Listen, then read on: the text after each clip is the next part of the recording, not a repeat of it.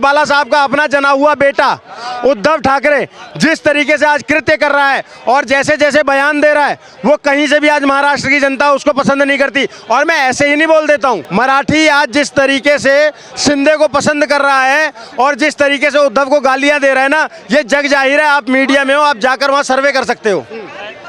आप क्या कहना चाहिए, कौन चेहरा आपको दमदार लगता है? भाई सरकार तो गठबंधन की बनेगी। अगर इतना ही चेहरा दमदार है तो एक काम करो, भाजपा को वो अकेले लड़वा दो और सरकार अगर वहां बन जावे तो यहाँ मैं आना बंद कर दूंगा। अच्छा चैनल पे आना बंद कर दूंगा। देखो देखो देखो, अरे मेरे बात सुन तो लो, सरकार तो गठबंधन की बनेगी, वो तो आपको ही पता है, महाराष्ट्र के लोगों को ही पता। सुनो, कांग्रेस समर्थकों की ना ये बोलती बंद करने का ना मैं बड़ा एक्सपर्ट हूँ। एक ने लोकसभा में भी कहा था कि मोदी तीसरी बार प्रधानमंत्री नहीं बनेगा, नहीं तो सर मुंडवा लूंगा। इमाम माँ कसम बता रहा हूँ, जब से सरकार बनी है वो आज तक दिखा नहीं मुझे। ठीक है, एक सेकंड सुन लो। अब ये कह रहे हैं कि भाजपा अकेले अपने दम पर चुनाव लड़कर और जीत कर दिखा दे। मैं इनको चैलेंज कर रहा हूँ कि कांग्रेस को अकेले दम पर लड़वा दे, जिस भी स्टेट में कहेंगे, और वहां पर भाजपा को मैं लड़वाऊंगा और हरा कर दिखा लेना। बोलो, लगा लेते हैं शर्त, लगाओगे? यूपी में तो हारे पड़े थे। हारे पड़े। सुनो, ये जो ये हारे पड़े। अब सुन लो, देखो दोगलापन उतारता हूँ, अब दोगलापन उतारता हूँ फिर से। ये कह रहे यूपी में हारे पड़े थे, बात कांग्रेस की करेंगे और सीटें सपा की गिनवाएंगे। समझ गए? इसे दोगलापन कहते हैं। उत्तर प्रदेश में क्लियर मैंडेट आया, 37 सीटें सपा को, 33 सीटें भाजपा को, बाकी में कांग्रेस और सब लोग थे, लेकिन ये उसको नहीं मानेंगे। ये अब यहाँ पर कांग्रेस की सीटें, अरे भैया गठबंधन से तुम तो बाहर निकलो, फिर ये आरोप लगाते हैं। अब सुन ले भाई, अरे मेरी सुन तो ले प्रधान, तेरे में पेशेंस नहीं यार। अरे सुन तो ले प्रधान, तो मैं तो कह ही रहा हूँ, मैंने एक बार भी बोला कि अकेला है, मैंने तो बार बार बोला ना, बीजेपी गठबंधन सरकार बनाएगी, मैं तो बार बार बोल रहा हूँ। लेकिन तुम बताओ ना कि तुम्हें गठबंधन भी करना है, मतलब मीठा मीठा गप गप, कड़वा कड़वा थू थू। ये बताइए, उद्धव ठाकरे सेकुलर बन गए, आप खुश हैं कि नहीं है? भाई बन गए तो बन गए, ठीक है। आप खुश हैं कि नहीं? अरे वो तो अपनी मर्जी से बना ना, मेरे खुश होने से क्या हो रहा है भैया? भाई देखो, इस देश का संविधान ना सबको आजादी देता है। आप खुश हैं कि नहीं है? यार वो खुश है तो हम खुश हैं, चलने दो। भाई साहब सुनो मेरी बात, मैं एक चीज मानता हूँ, जो जिस धर्म का है ना वो उस धर्म को मानता भी है इस देश में और उसी धर्म को मानता रहे।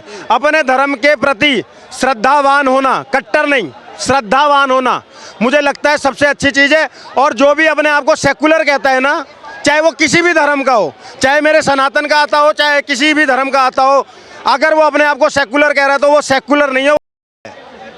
मैं तो खुलकर बोलता हूँ, सेकुलरिज्म हमारे ऊपर जबरदस्ती थोपी गई। आप मुझे बता दो, हर आदमी अपना धर्म मान रहा है या नहीं मान रहा है? और स्वतंत्र भी है, सबको अपना धर्म मानना चाहिए, अपने धर्म के प्रति श्रद्धावान होना चाहिए। और सेकुलरिज्म को मैं सिर्फ के अलावा और कुछ नहीं मानता हूँ। अच्छा, एक जो बड़ा सवाल खड़ा किया जा रहा है वो ये है कि अजीत पवार को पहले भाजपा जेल में डालने की बात कर रही थी, लेकिन अब उनके साथ में गठबंधन कर लिया एनसीपी। भाई साहब सुनो मेरी बात, नहीं ये तो सवाल विपक्ष खड़ा कर रहा है ना। आपने शायद देश के गृह मंत्री का वो इंटरव्यू नहीं सुना था जिसमें उन्होंने बोला था कि जांच सबकी चल रही है, जो भी दोषी होगा वो जेल जाएगा। जांच किसी की नहीं रुकी है। बहुत से ऐसे भाजपा के भी नेता हैं जिनके ऊपर पे जांच चल रही है, इन लोगों को पता नहीं चलता है। 3% सिर्फ विपक्षियों के ऊपर पे जब क्या कहते हैं कि रेड पड़ती है, उस पर ये लोग छाती पीटते हैं, इसलिए दुनिया को पता चल रहा है। लेकिन बाकी की जो रेड पड़ रही है, और भी बिजनेसमैन है, और भी बहुत सारे बिजनेसमैन हैं, उनके ऊपर भी रेड पड़ती है ना, लेकिन उस पे ये लोग नहीं बोलेंगे। और जो अपराधी होगा वो जेल जाएगा, जो अपराधी नहीं होगा वो नहीं जाएगा। सही बात है। 23 नवंबर में महाराष्ट्र में क्या लगता है भैया? वही बात है, गठबंधन की सरकार बनेगी और कैसा है? गठबंधन इंडी वाला या महायुति या एमवी? बीजेपी वाले ही बनाओगे और किसकी बनाओगे? सुनो मैं बता रहा हूँ, जब आप भी मानते हैं? अरे मेरे भाई, जब ईवीएम हाथ कंगन को आरसी क्या, पढ़े लिखे को फारसी क्या? इनके हाथ में है यार, ईवीएम इनके हाथ में है, तो सरकार तो इन्हीं की बनेगी। फिर ईवीएम पे एक बार और दोगला। आप इसका मतलब 23 तारीख को ईवीएम को बदनाम करेंगे? किसको? ईवीएम को बदनाम करेंगे? अरे भाई घपलेबाजी करेगी तो बदनाम तो होंगे। एक चैलेंज और दिया, सुनो वो उसमें चंडीगढ़ में क्या होया था भाई, चंडीगढ़ में एकदम से यूं देखा कैमरे की तरफ और कर दिया काम। ऐसी काम होगा महाराष्ट्र। चंडीगढ़ में कोर्ट ने संज्ञान लिया और उसको रद्द भी कर दिया, लेकिन छाती पीट रहे हैं। अब सुन लीजिएगा, मैं भाई को ये, अरे सुन तो ले यार, तेरे में सुनने की वो नहीं है क्या? एकजुट होया जब ताली बजवाऊंगा, सुन, ये सारे ताली बजाएंगे अगर तू सुनेगा तो, सारे बजाएंगे अगर तू। और मेरा इनमें से बीजेपी आई, जब से सुन तो ले, लोग तालियां सुन तो ले, हाँ तो सुन तो ले, और क्या कर रहे हैं, थाली बजा रहे हैं भाई। तो खुश है ना सारे, खुश है ना? अगर बेचारे स्कूल में भेज देते तो इनके हाथ में पेन होता, कलम होती, किताब होती। बटोगे तो कटोगे। सुनो सुनो, इस सुन के जा भाई, अरे सुन तो ले। बीजेपी ने थाली बजवाई है भाई। पता है सावन के अंधे को, एक सेकंड भाई साहब, सावन के अंधे को सब जगह हरा हरा नजर आता है, ऐसी कांग्रेसियों को ना सब जगह दिक्कत ही समस्या नजर आती है। अब इसने ईवीएम के ऊपर पे दोष मढ़ा, मैं इसको चैलेंज मार रहा हूँ, जितने भी पार्टियों को ये सपोर्ट करता है, चाहे कांग्रेस हो, सपा हो, बसपा हो, जहाँ जहाँ कांग्रेस की सरकार है, ये उनसे इस्तीफा दिलवा दे। नुको ईवीएम के तहत हमारी वो बनी थी, ईवीएम की तहत हमारी सरकार बनी थी और हम विरोध कर रहे हैं, मैं इसके साथ धरना दूंगा। लेकिन इनका पता दोगलापन क्या है, हिमाचल में जीत जाएंगे तो ईवीएम अच्छी है, दिल्ली में जीत जाएंगे तो ईवीएम अच्छी है, पंजाब जीत जाएंगे तो ईवीएम अच्छी है, लेकिन साला अगर किसी राज्य में हार जाएंगे तो ईवीएम का दोस्त है। अबे क्या मजाक है भैया, ईवीएम नहीं, वो हरियाणा की पब्लिक थी और हरियाणा वालों ने एक चीज बता दी देश को, हम नाराज हो सकते हैं लेकिन हम देशभक्त हैं, हम नाराज हो सकते हैं, गद्दारी नहीं कर सकते, और इसलिए बीजेपी की सरकार आई थी। ये इन विपक्षियों को पता नहीं है, सावन के अंधे इन्हें हरा हरा ही नजर आता है। ये क्या थाली बजा दी, अरे तुम में दम होता तो घंटी बजवा लेते ना पूरे देश से, तुम में तो 1% नहीं है। और कहते हैं कि बैसाखी की सरकार है, बैसाखी हिला लेते तुम, इतनी तुम्हें काबिलियत है, बैसाखी हिला के दिखाते, बैसाखी तो हिलाई नहीं गई और ईवीएम की बात कर रहे हैं यार। ये बताइए उद्धव ठाकरे का क्या लगता है, वो सेकुलर बन चुके हैं, कहा जा रहा है कि उनको सबका वोट मिल जाएगा। भैया इलेक्शन आने पे सारे सेकुलर बन जाते हैं, और बात बता दूं, शिंदे ही जीतेंगे और कोई नहीं। हाँ बिल्कुल। क्यों शिंदे? बढ़िया काम कर रहे हैं वो, बाल ठाकरे के जो विचार थे उनके हिसाब से चल रहे हैं, और क्या कहते हैं, ये महाराष्ट्र की जो जनता है वो बाल ठाकरे के साथ थी शुरू से और उन्हीं की विचारधारा पे चल रही है, इसलिए कह रहा हूँ कि शिंदे ही जीतना वहाँ पे। बिटवा तो उनके वो है ना उद्धव जी, बिटवा जैसा काम नहीं किया ना सर, बिटवा जैसा काम करते तो आज दूसरी तरफ नहीं होते। कहा जा रहा है कि भाजपा ने महाराष्ट्र की राजनीति में जहर घोल दिया, चाचा को भतीजे के सामने खड़ा कर दिया और शिवसेना भी तोड़ दी। ये तो उनकी मानसिकता है ना, क्यों तोड़ रहे हैं, ये तो उनकी मानसिकता कि टूट रहे हैं। क्यों टूट रहे हो भाई, नहीं टूटना चाहिए। और कुल मिला के बीजेपी की सरकार आने वाली है, आप देख लेना 23 तारीख को रिजल्ट आने वाले हैं। उद्धव ठाकरे सेकुलर बन गए हैं।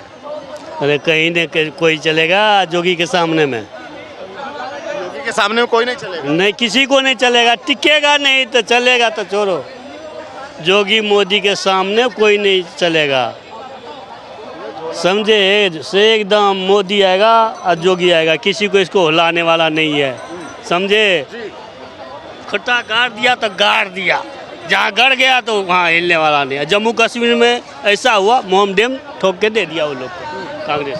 आपने महाराष्ट्र की बात करते हैं तो मैं एक जानकारी के लिए आपको बता दूं और पूरा महाराष्ट्र बात और पूरा जनता को बता दूं कि जो कंगना रनावत जो यहाँ से जो सांसद बनी है, आप लोगों का शायद याद होगा, मैं खुली कैमरा पे बोल रहा हूँ, मैं आप लोगों का याद होगा कि उन्हीं कंगना रनावत का जो ऑफिस गिराया जाता है, सरकार किसकी थी, उद्धव ठाकरे का, और मरे थे कौन, सुशांत सिंह राजपूत बिहार वाले मरे थे ना उन। हाँ हमें याद आ गया, इन पे हम कहना चाहते हैं महाराष्ट्र वाला के या यूपी बिहार वाला का कि भैया ध्यान रखना, वही एक लेडीज थी जो आज सांसद बनी है, एक बंदे के लिए उसने पूरा मुंबई से लड़ाई किया था, पूरा महाराष्ट्र से लड़ाई किया था, और उनको कहा गया था कि महाराष्ट्र में आने नहीं दूंगा, फिर भी वो जाके दिखा दिया।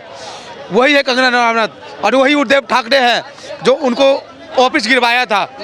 तो क्या इसका श्राप मिलेगा उनको? बिल्कुल बिल्कुल तय है, धरती पे पैदा लियो, धरती पे ही मरना है आपको, इसी मिट्टी में जन्म लियो, इसी मिट्टी में मरना है, ये तय है। लेकिन उद्धव तो कह रहे हैं कि मोदी को जनता गुजरात में छोड़ने, आप देख लीजिएगा सर, सब बुकलाया हुआ है, देखते हैं ना हर जगह जीतते जा रहे हैं तो सब बुकलाया हुआ है। ये आप देख लीजिएगा, हम जिस टाइम धरती पे पैदा लिए होंगे तो हम भी एक मिट्टी उठा के खाए होंगे, वही वो धरती माँ है। आपने जैसे अभी कहा कि सुशांत सिंह राजपूत की डेथ हो गई थी, हाँ। लेकिन अब ये कहा जा रहा है कि शिंदे की सरकार में बाबा सिद्दीकी की हत्या होती है। सर देखिए, सुरक्षा कहाँ है भैया वहाँ? सर देखिए, मैं एक बात कहना चाहता हूँ आपको। आज जो आपने आवाज़ उठाए है वो 13 जून 2020 का जो पहला लॉकडाउन लगी थी, सुशांत सिंह राजपूत का मौत हो जाती। इकलौता बेटा, 5 बहन का एक भाई था। बिहार का एक वायरस अपना पैर पे खड़ा होके और अपना वहाँ पे फिल्मी दुनिया में गया था, लेकिन उसको भी जिंदा नहीं रहने दिया। क्यों ये बिहारी है, ये बाहरी है, इनको चलने नहीं दूंगा। और वही ऊपर वाला देख रहा है। देख रहे हैं ना, रॉयल बिश्नोई ने, देख रहे हो ना, सबके साथ सबका विकास, ये मोदी जी का कहलाम है। कुछ कहना चाहेंगे उद्धव ठाकरे पे? वो भी भगवा डालते हैं, टीका भी लगाते हैं माथे। अब ये देखना जरूरी है ना कि वो सामने वाला टीका नकली है या असली है। हम तो, अरे कैसे असली है? वो कह रहे हैं कि हिंदू तो हम भाजपा से सीखेंगे क्या? तो बाबा सिद्दीकी की मौत का भी वो कहीं ना कहीं मातम बनाएंगे क्या? गुलशन कुमार के लिए मातम बनाया था क्या? जिस गुलशन कुमार का पूरे मुंबई इंडस्ट्रीज में एक नाम हो गया था, भजन सम्राट जिन्हें कहा जाता था, उनकी जब हत्या हो जाती है उनका दुख तो इन्हें नहीं हुआ, लेकिन बाबा सिद्दीकी का दुख तो इन्हें ऐसा हो रहा है जैसे इनके चचेरे भाई हो हैं। ये वही बाबा सिद्दीकी जो पर्दे के पीछे ना जाने कितने माफिया राज करा करता था, उस बाबा सिद्दीकी की हत्या हो जाती है तो उसके लिए इतना शोक मनाना भाई क्यों जरूरी पड़ गया? इतना शोक अगर आज गुलशन कुमार के लिए बनाया होता तो अगर कोई भी मूवी भी आज चालू होती ना, सबसे पहले गुलशन कुमार का फोटो होता, जो आज से लगभग मैं कहता हूँ 1980, 85, 90 साल की मूवियों में हुआ करता था। लेकिन आज की डेट में ऐसा कुछ भी नहीं हो रहा है। सिंधे सरकार जो देखोगे ना, सिंधे सरकार काफ़ी अच्छी है। सबसे बड़ा जो फैसला उन्होंने लिया अभी बीते कुछ दिन पहले, जो गौ माता को राज्य माता का दर्जा दिया, इससे अच्छा और क्या चाहिए? असली हिंदू तो ऐसा ही होता है। क्या लगता है 23 नवंबर को फिर क्या होगा, क्या लगता है? भगवा में होने वाला है, बिल्कुल बिल्कुल भगवा में होगा पूरा का पूरा। भगवा में होगा या गठबंधन वाली सरकार? देखो, भारतीय जनता पार्टी और सिंधे साथ चुनाव लड़ रहे हैं और जीतेंगे, क्यों काम उन्होंने करके दिखाया है उस मुंबई के अंदर। भाई साहब, कोई पहले की तरह नहीं है कि कुछ का कुछ कह दे और बाद में कांग्रेस की सरकार के साथ में हाथ मिला लें। उस कांग्रेस के साथ में जो बाला साहेब ठाकरे का सीधे सीधे तौर पर देखा जाए तो विरोध करते थे, उस बाला साहेब ठाकरे का जिसने इस भगवा के सम्मान में ना जाने कितनों से दुश्मनी मोल ले ली थी। तो भाई जो उद्धव ठाकरे चाहते हैं ना कि शिवसेना को जिस रूप में, तो कहीं ना कहीं बाला साहब ठाकरे का सीधे सीधे आत्मसम्मान में ठेस पहुंचा रहे हैं। तो ये थी लोगों की महाराष्ट्र के चुनाव पर राय। आप भी अपनी राय हम तक पहुंचाइएगा कमेंट के माध्यम से, और चैनल पर पहली बार आए तो चैनल को सब्सक्राइब कीजिएगा। धन्यवाद।